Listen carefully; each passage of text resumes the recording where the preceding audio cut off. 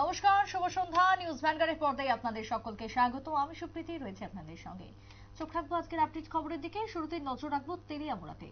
ধামাইল হচ্ছে একটা পুরনো ঐতিহ্যই রাজ্যের, এবং রাজ্য সরকার এই ধামাইলকে আরো এগিয়ে নিয়ে যাওয়ার জন্য একাধিক পদক্ষেপ গ্রহণ করেছে। আজকে তারই অঙ্গ হিসেবে তেলিয়ামুড়াতে উদ্বোধন হলো দুদিন ব্যাপী ধামাইল উৎসব। উদ্বোধন করলেন বিধানসভার মুখ্য সচেতক কল্যাণী সাহারাই। উপস্থিত ছিলেন সাংস্কৃতিক ব্যক্তিত্ব সুব্রত চক্রবর্তী সহ অন্যান্যরা।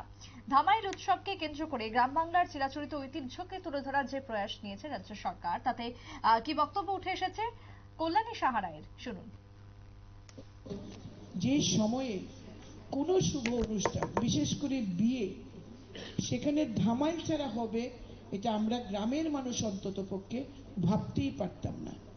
এখনো হয়, কিন্তু সংখ্যাটা কমে যাচ্ছে, প্রচার প্রসারটা কমে যাচ্ছে, হারিয়ে যাচ্ছে আমাদের এই গ্রামীণ লোক সংস্কৃতি। আমি ধন্যবাদ জানাবো রাজ্যের মাননীয় মুখ্যমন্ত্রী প্রফেসর ডক্টর মানিক সাহাকে এবং যিনি তথ্য ও সংস্কৃতি দপ্তরের মাননীয় মন্ত্রী। তিনি এই হারিয়ে যাওয়া শিল্পগুলিকে বর্তমান সময়ে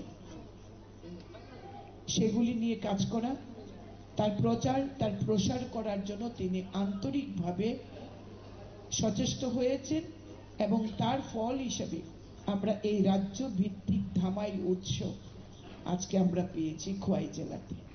সুব্রতবাবু নিজেই সংস্কৃতি মনা মানুষ, এবং ডাইরেক্টর সেক্রেটারি, আমাদের তথ্য সংস্কৃতি দপ্তরের যিনি সেক্রেটারি ডক্টর পি.কে. চক্রবর্তী, তিনি নিজেও গান বাজনার সঙ্গে জড়িত। বিম্বিসার বাবু তো সবসময় হাত খোলা রেখে কাজ করেন।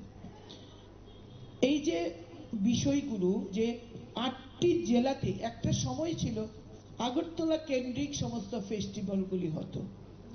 আজকে তথ্য সংস্কৃতি দপ্তর চিন্তা করেছেন যে প্রত্যেকটি জেলাতেই আমরা রাজ্যভিত্তিক অনুষ্ঠানগুলি করব। শুধুমাত্র কেন্দ্রীয়ভাবে আগরতলাতেই নয়, এই রাজ্যভিত্তিক অনুষ্ঠান রাজ্যের 8টি জেলাতে হবে। তার সূচনা আজকে ধামাইল দিয়ে হচ্ছে। এটা অবশ্যই আমাদের কাছে বাড়তি পাওনা, এবং বিশেষ করে খোয়াই জেলাতে আমরা যারা রয়েছি আমাদের কাছে বাড়তি পাওনা।